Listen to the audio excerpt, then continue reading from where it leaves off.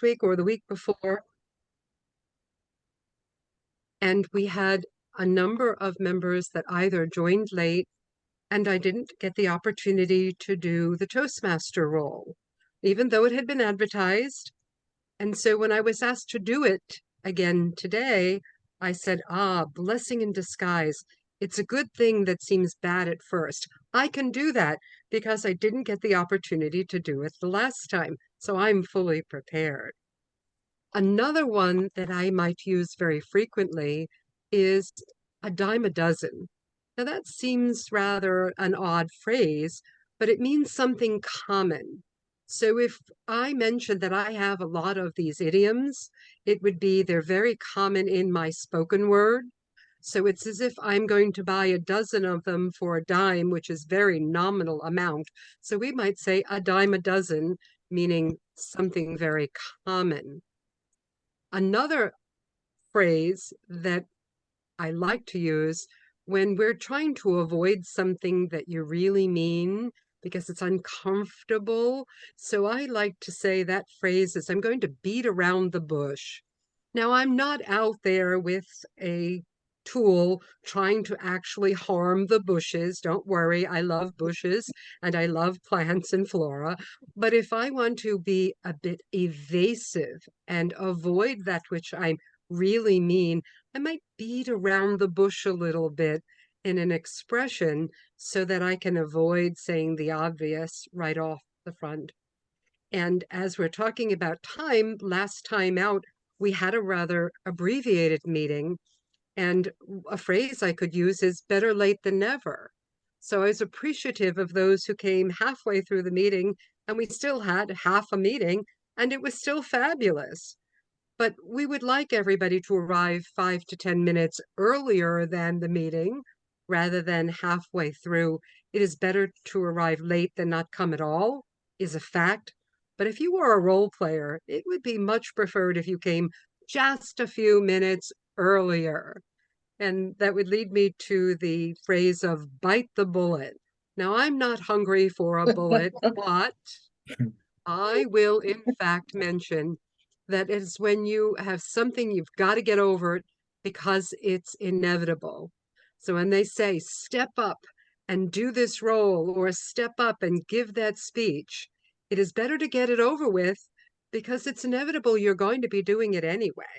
So please take that as a mindset, and we're going to wish you good luck. Another phrase of which is used in the theater where they say break a leg. So for our speaker coming up, don't physically break a leg, but I wish you good luck on your speech. We are now going to move into the first portion of our meeting, which is the educational speech that is prepared. And I'm first going to offer up our evaluator, Piyush, to please give us the time, title, and project for Catherine's speech. Thank you, Madam Toastmaster of the Day. Greetings, fellow Toastmasters and guests. Catherine is one of our very established, to a certain extent, fierce speakers. Every word she speaks is very clear and music to my ear. Today, she is going to deliver a speech, which is from the Dynamic Leadership Pathway, Level 3, an elective called Social Speech. And in this module, you're practicing talking at a social event. For example, you're in a company and you have a colleague who's leaving the company and you're giving a toast, or maybe a marriage, or maybe another organization is there at a function and you have to offer a toast and talk good things about it. So those are some of the examples of the social speech. The timing for Catherine's speech is 3 to 4 minutes. So we may do green at 3, yellow at 3:30, red at 4. The speech title for Catherine is When Heroes Step Up. Back to you, Madam Toastmaster of the Day. Please help me welcome our speaker for today, Catherine Opondo, with When Heroes Step Up. This morning, I watched a World Economic Forum footage of one of the geniuses of my country, Uganda. His name is Dr. Peter Ben-Hur Nyeko, Nyeko, Nyeko. Dr. Peter is, in my opinion, a genius. He founded a company called Mandulis Energy. Mandulis generates electricity from animal waste. And this company serves over 10,000 customers. I was so thrilled when I read this post. I read it on LinkedIn. And for some reason, I just couldn't settle getting my son ready for school. So I was totally distracted. But somehow, in the process, I took a breath. And for some reason, time passed. My son made it to the bus. Hooray! I got back to the post. And I began to think and meditate and see, where will Ben-Hur be 30 years from this innovation? So I began to think, perhaps he's got all the support he has. Perhaps he's a PhD doctor. But then I know him pretty well. I know him so well that I know that he is an artist. He has graced the theaters in our country. He has graced the theater acting in a play called Mamma Mia and many others. And so I'm wondering, I know his family as well. His family has been part of transforming our education. And so I'm thinking, but he is a hero. He is a hero of our day, transforming electricity. Now, this company is going to step up. It's going to scale up. It's going to Botswana and many other countries. And of course, my thought was, I hope there'll be great negotiations that before he steps up and goes everywhere else in the world, he should be able to serve our country well. So I thought about my backyard. And in my backyard, I got to recognize my own father as a hero of the day. Why? This week, the organization my father co-founded was awarded an innovation award in grassroots justice programming by the company called Barefoot Law. It's a legal charity, if you like. It offers legal services pro bono. But what was intriguing for me was the fact that there are men who will step up in community. And for this award, I felt like, oh, my father, 30 years later, since he started the organization, 30 years later, since he transformed programming for children in society, 12 years much later since he died, and we're still talking about what his works have done in society and community. Toastmasters and guests. In my sister's most recent book, released on Amazon and everywhere else, I don't know if you can see it clearly, but I'll try. It's called Lessons from My Father. She talks about the influence this man had on our lives. And this influence included things like being a provider, our childhood memories, the leader, the teacher, the friend, the mentor, and the vulnerable father that he was. And then after his career, I see several communities step up and tell us of what this has done. I am convinced that when heroes like Ben-Hur and my father step up to the plate, we have an opportunity to transform society. I have seen this when my father fought for the rights of children in society. I have seen this when children and women or even parents will reach out to my family and say, look, because your father came to Liberia, or because your father came to Nigeria, or because your father came to Rwanda, Burundi, Cameroon, and South Sudan, I have a family. When heroes step up, Toastmasters and guests, no matter how significant or insignificant it is, whether you have the World Economic Forum to applaud or not, whether you have the title or not, communities are transformed. And one just like me will speak about you when heroes step up. Back to you, Toastmaster. Thank you, Catherine. I would like to have us take 1 minute, if the timer will give us a red in 1 minute, for everyone to make a comment to Catherine, to give her kudos for that which she has done well, or perhaps a comment for her to learn and grow. Just if you give us 1 minute.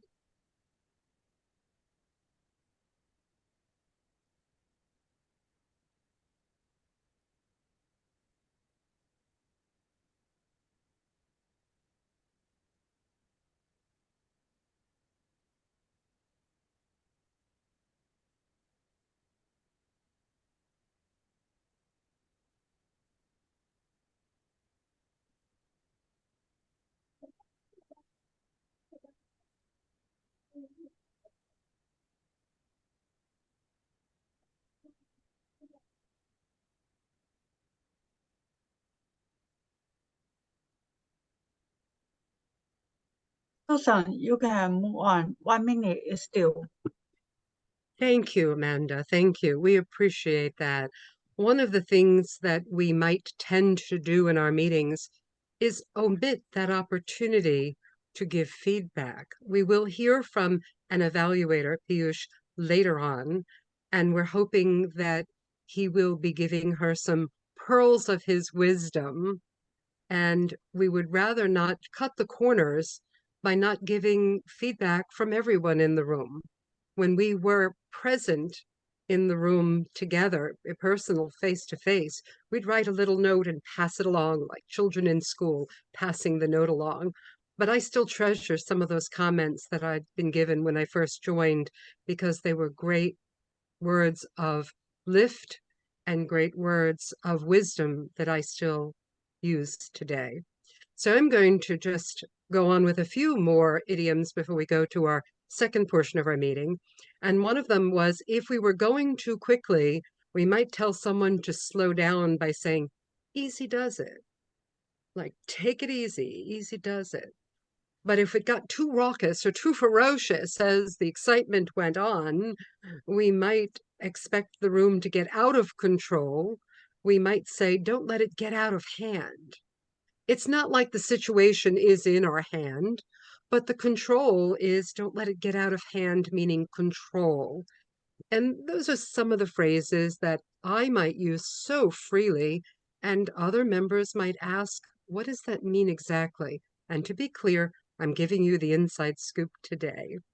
Now, sometimes we have something that we might really want to do, and we want to do it so that we can move on.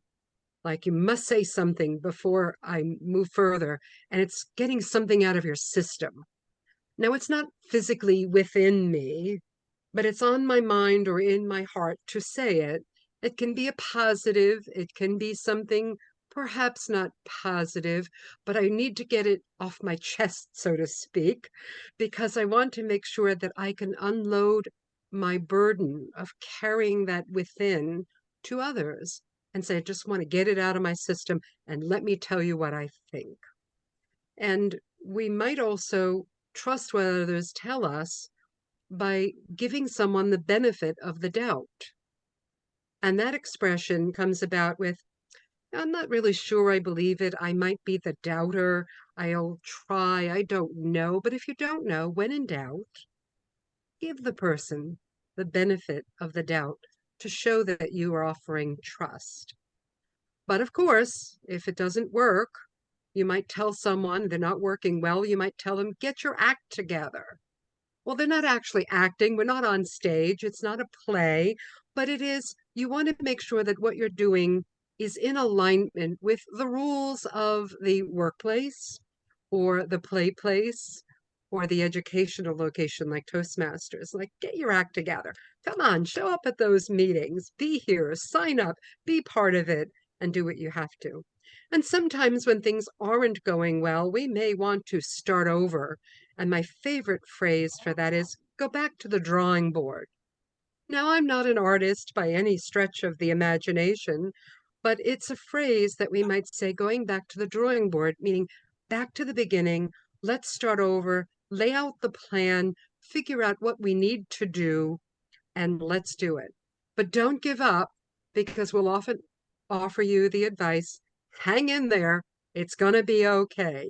So I'm going to now turn control of the meeting over to our table topics master, Jim Denson, who is going to lead us through the second portion of our meeting.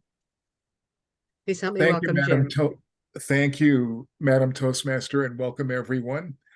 I am not able to see any of you, but I can hear everything going on in the meeting. But so I would like to ask the timer if she would indicate when she presents the green card, the yellow card, and the red card. I don't know why it is that I'm not able to see anyone, but it's been that way for several minutes. But I still want to participate and continue to the extent possible. So I would appreciate if the timer. Jim, do you want to join back? Do you want to take a minute and join back? Is that okay? Say that again, Margot. I'm saying, do you want to drop and join back? Well, I think that I can, since I can hear everything going on, and hopefully everyone can hear me, I can still do my questions and so forth. But Sure. I'll just need to have the timing spelled out, since I'm not going to be able to see the cards.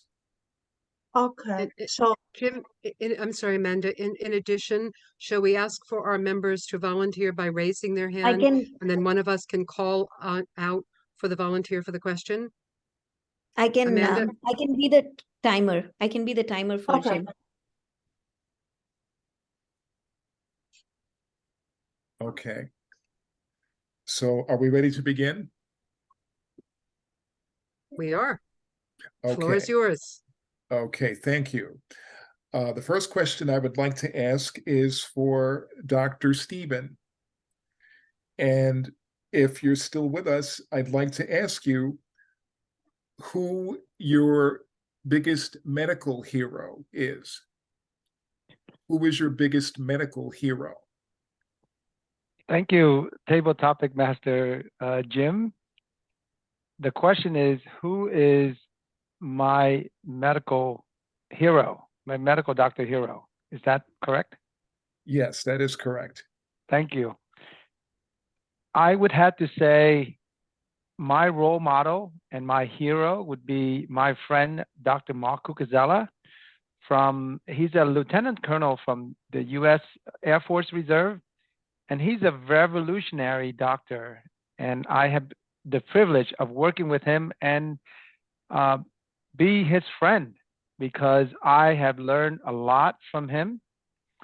He had changed the U.S. Air Force training program for cadets because, and this is the reason why I find that it's so inspiring, because before he take reign in the U.S. Air Force for the training program, the injury rate for cadet training very high.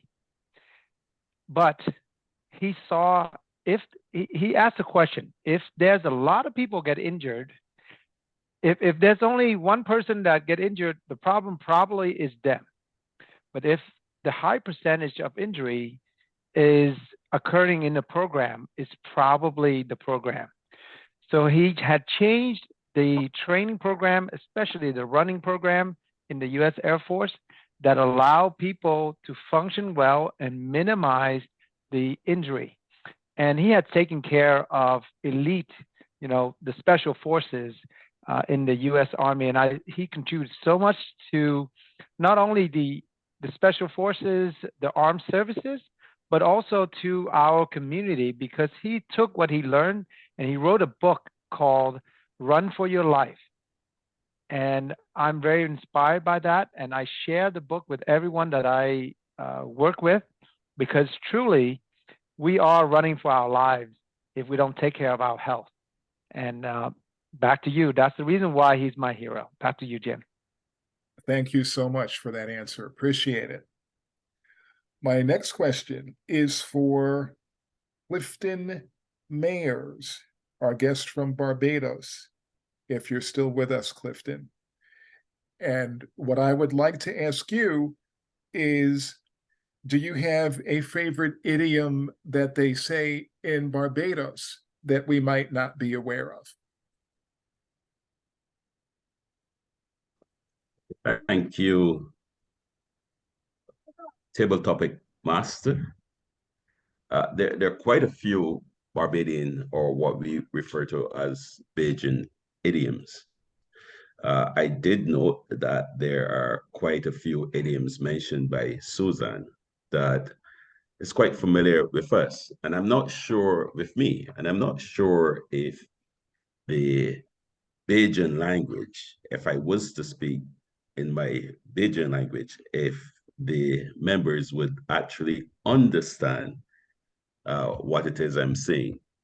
I would maybe make reference to some and not a particular one that is jumped to mind as the speakers, especially the speaker, Catherine was speaking. Her speech was music to my ear. I think that was mentioned by Suzanne or one of the speakers. She spoke about her father and a book by her sister. And it brought me to my own father.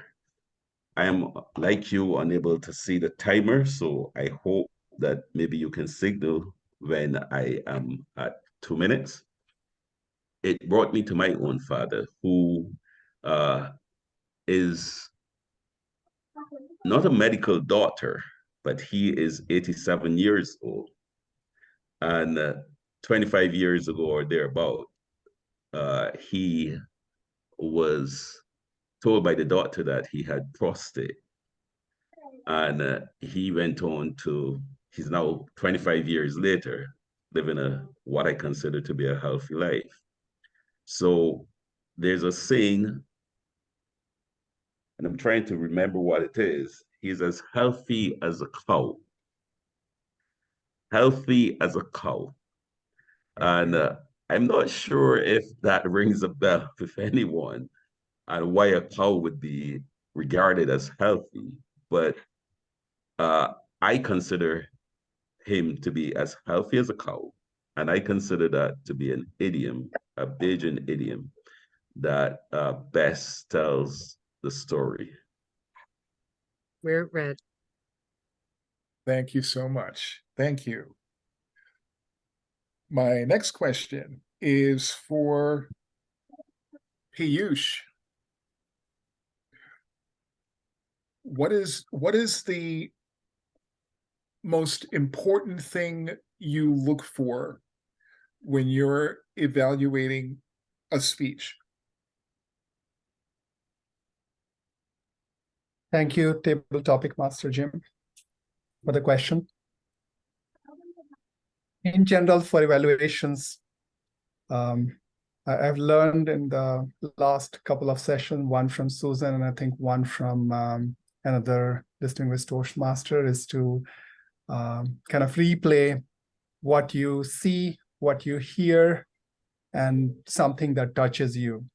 So I follow that, and also I go through the manual and look at what are some of the things that we are trying to measure. So for example, what I hear is clarity of voice, maybe vocal variety. What I see is gestures, eye contact, and what I feel is the comfort level and interest in the topic, or in general, how passionate the speaker is. So all I share is what I see, what I hear, what I feel. And in general, if I notice something that could be improved, that will help the speaker in the next time. And the observation could be anything as trivial as just the lighting or the Zoom setup or a background, etc. So sorry, I didn't give you one answer, but I hope I provided a summary of how I do my evaluation. Thank you so much. And back to you, Table Topic Master Jim. Thank you so very much. How am I doing on time so far? You're fine. Keep going. Okay. My next question is for, let's see, for Bharat, if Bharat is still with us. And Bharat, I'd like to know,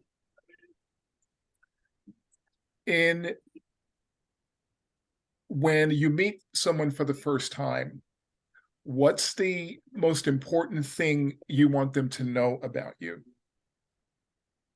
When you meet someone for the first time, what's the most important thing you want them to know about you? Very interesting question. People here whom I'm going to meet first time today. My immediate reaction to anyone, known or unknown, is to build an eye contact and give that smile. Sometimes people will not smile back. Sometimes they will smile back.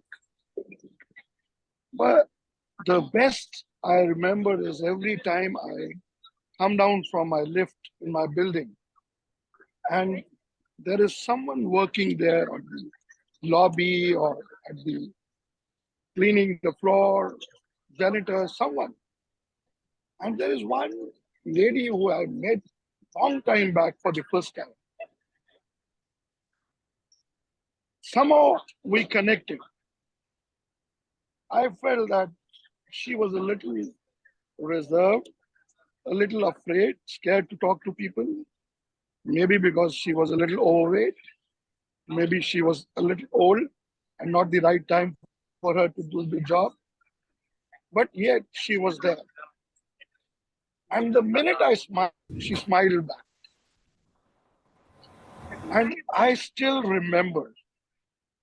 So whenever I meet people, I love to spread that smile. And I motivate all of you. Let us smile and bring smiles to you. Happy faces everywhere. Back to you. Thank you very much, Bharat. Appreciate it. My next question is for Catherine. And Catherine, what I'd like to ask you is, what are you the most fierce about? What are you the most fierce about? Thank you, Toastmaster. I am most fierce about integrity. It is also the one thing that scares the wits out of me, because I know for me to be the same person when no one is watching as the one when everybody else is watching is almost a very flimsy but difficult decision to make. It is one thing that I walk and wake up every day to, and I teach myself and my children to be the same person they are where there is nobody watching as they would be when there is a crowd. So that's the one thing I am personally fierce about. And perhaps it is one thing that helps me keep an authenticity about myself, that I'm not going to change who I am, that I'm not going to change the color of my skin or the smile on my face or the fact that I come from wherever I come from, but to be who I am and to allow everybody to take me for who I am. So integrity for me is really the one thing that I'm honestly fierce about. Thank you. Back to you, Table Topics Master. Thank you very much. For Susan, I'd like to ask you, Susan, if you could choose one national idiom for America, which one would it be? If you could choose one national idiom for America, which would it be? Mr. Topic Master, I want to say you've taken my breath away because so many flood to mind. To pick just one, I need to ponder a moment. But the most important to me personally would be free. And I know that may not be an idiom.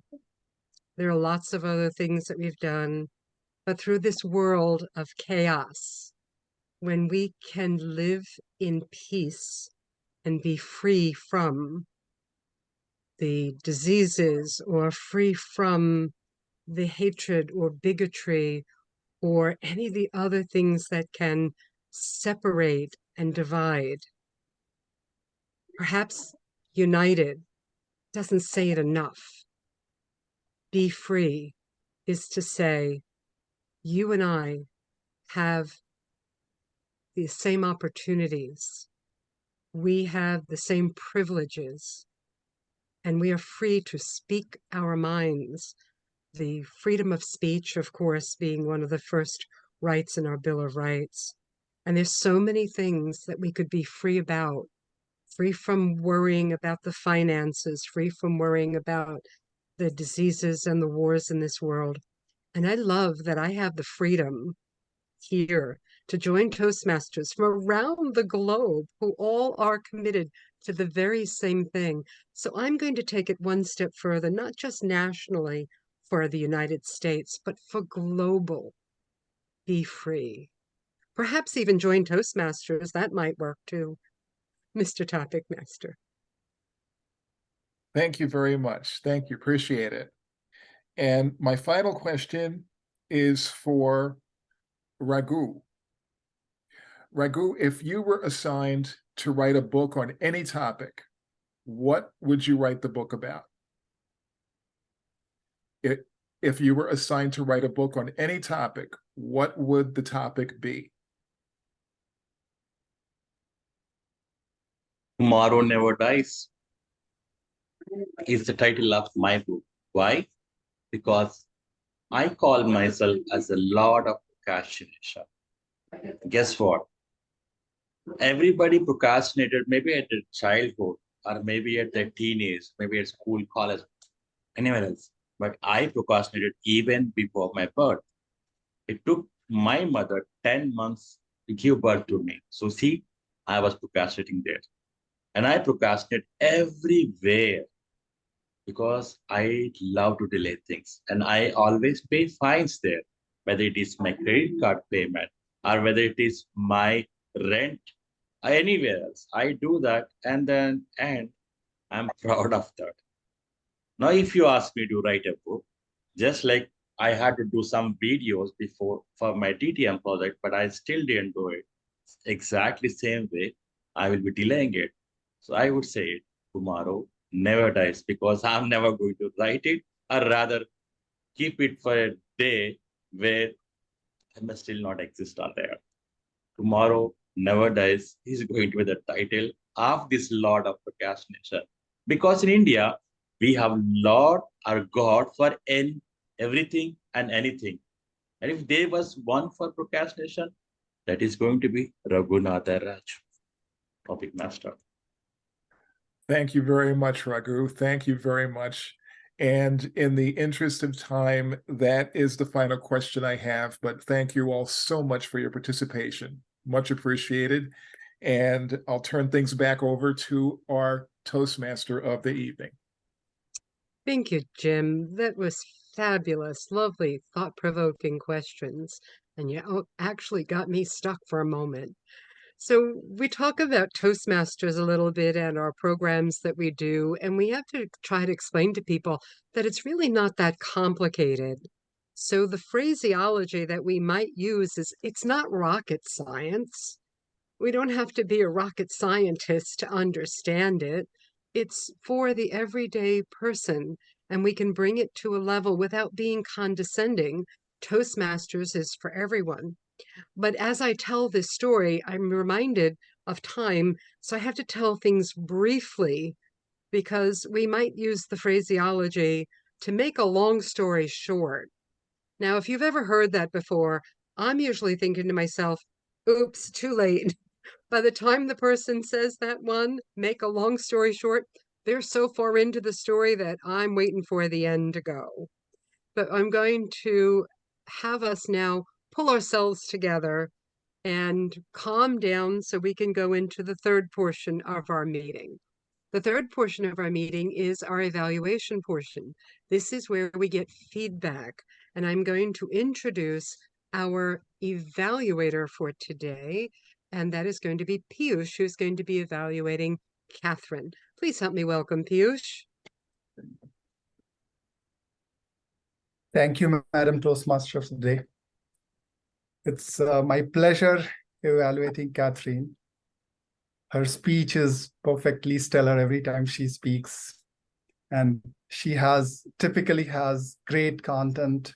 And, the content is just the 20%. And what you do on top, like body language, the facial expression, the emotion, and all the good stuff, showing enthusiasm, it's all the 80%. So it's hard for me to jot down all the good stuff because I'm so lost in what she's speaking. So just to reiterate some of the good things that I've heard, like clarity, every word you speak is perfect. I can hear it. And you also spelled out some of the words. I think it was one of the names to clarify what it is.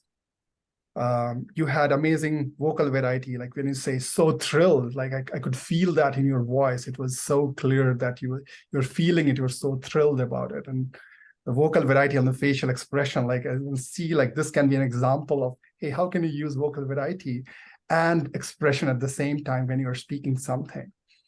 Gestures, you took a pause, like when you said took a breath and you took a brief pause there. I mean, that's perfect. Example of when you say something and you kind of illustrate that with your body language. Another example of the body language was gesture, like when Ben after 30 years of innovation and you showed the hand rolling, that clearly shows you're showing that the time passes in 30 years. Use the prop, you showed the book when you were talking about the book, that it was a great usage of prop and gesture. You're very comfortable. The comfort shows up like you had done your research, you had deep knowledge of what you're talking about, great interest in the topic that shows up while the way you are delivering it. A lot of enthusiasm and passion. And you did have a message towards the end, which is like cherry on top, like, hey, this is my speech and this is for you to take away. If you haven't been paying attention to some of the parts, maybe you're distracted. This is one nugget for you to take away. We have an opportunity to transform the society.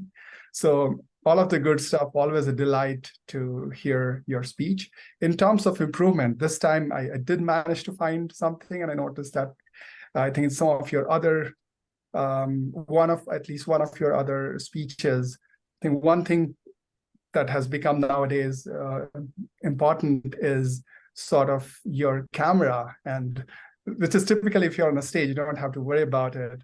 And I sort of consciously do it. Like when I joined the meeting, there was a window next to me and the light coming through that. And what camera catches the light and your face is not in focus. So I turned the blind down and there's a bulb in front of me. I lit it and now the light is coming on your face. So I could see your expression even more clearly, what you're trying to see. The blur sometimes works, but in your case, and especially when we are delivering a speech and when we are trying to show body language, the blur doesn't work very well. So I'm showing my hand and it blurs my hand, like half of the body language is gone. Even in your book, I think you figured that it wasn't showing for part of the time, it was blurred. So when you really got it close to the camera, that's when it showed up. So really, I think I tend to use less and less when I'm doing my speech. Like I'd rather not have my background and at least have my facial expression, etc., show up clearly, my body language show up clearly. But maybe something to experiment with light and stuff and see how that goes.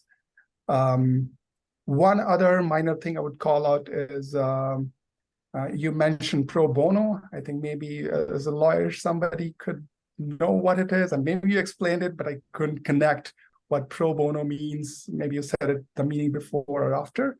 So kind of clarifying what, if you're using some of the key terms, what it means. But overall, in summary, I would say fabulous speech, as always. great vocal variety, clarity, body language, use of props, enthusiasm, using body language and expression at the same time. And in terms of improvements, make sure that your camera, your blur is working in your favor. Thank you so much. Excellent speech. Back to you, Toastmaster Dave Sudhu. Thank you, Piyush. I can't but help think when Catherine's speech title was When Heroes Step Up, and that both Catherine and Piyush are my heroes today for being our speaker and our evaluator. The evaluator's role is equally important to the speaker's role because that's how we help each other learn and grow. And the suggestions we make for improvement are not criticisms. They are gifts for the opportunity to improve. And they're given with that spirit. I just wanted to make sure that everyone, including our guests, were aware of that. Next, we're going to go on to our tag team, the remaining functionary roles for our meeting. And I'm going to call on our grammarian. Raghu, how fierce were we today in our meeting?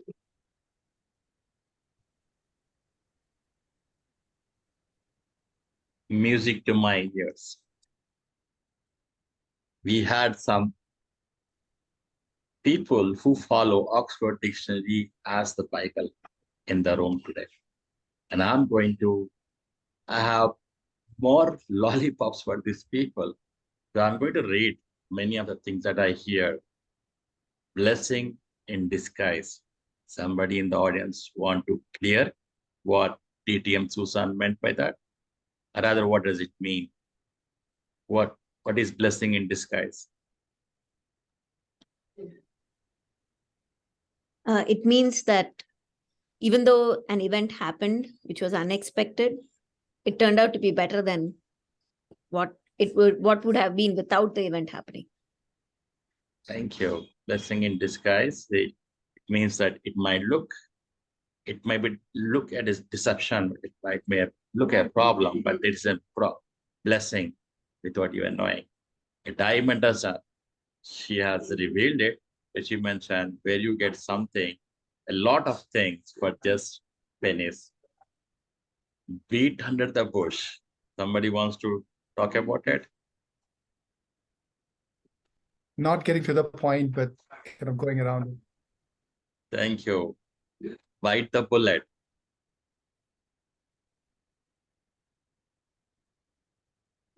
Anybody? Get it over and done with. Do it. Wonderful. Other things, step up, break a leg, and Piyush, music to ears. Catherine, when heroes step up. What a wonderful title. Scale up. Another good one from Catherine. Pro bono. Piyush has asked about it. Pro bono is something when people do for bona fide, which means that they're doing for charity. They don't seek any profit out there, especially when they are lawyers. They are the cases that they take it up for charity. Susan, easy dozy. Get your act together. Stephen, I loved the way that you pronounce elite.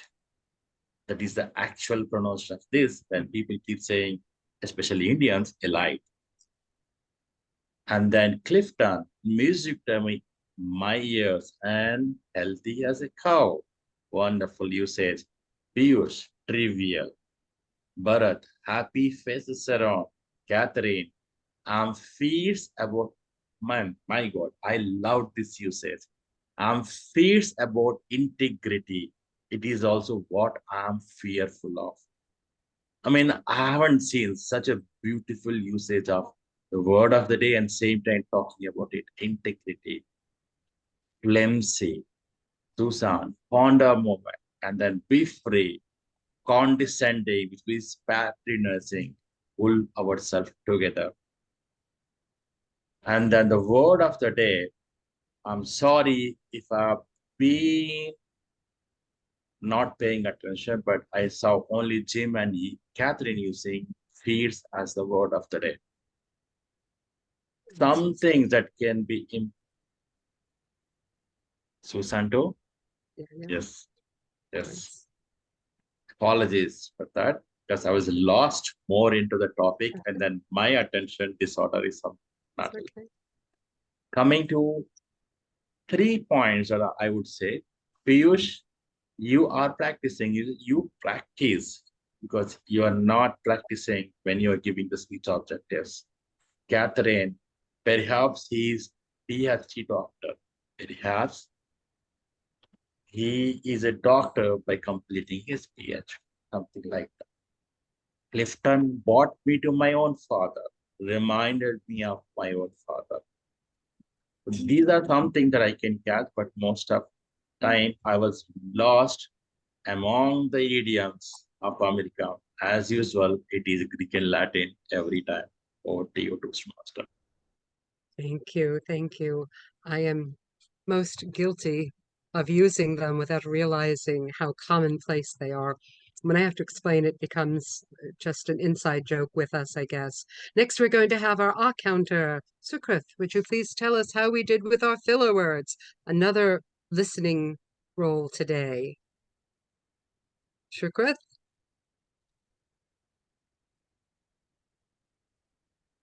Are you there for the ah counter? Yes, ma'am, I'm there. Please, thank you.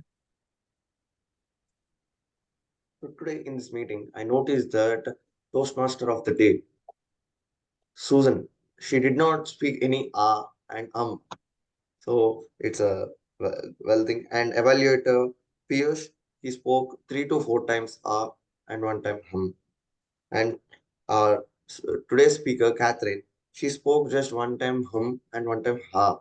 A good thing, and she delivered a wonderful speech today. And table topics master, Jim, a couple of times he said and 1 time he said so.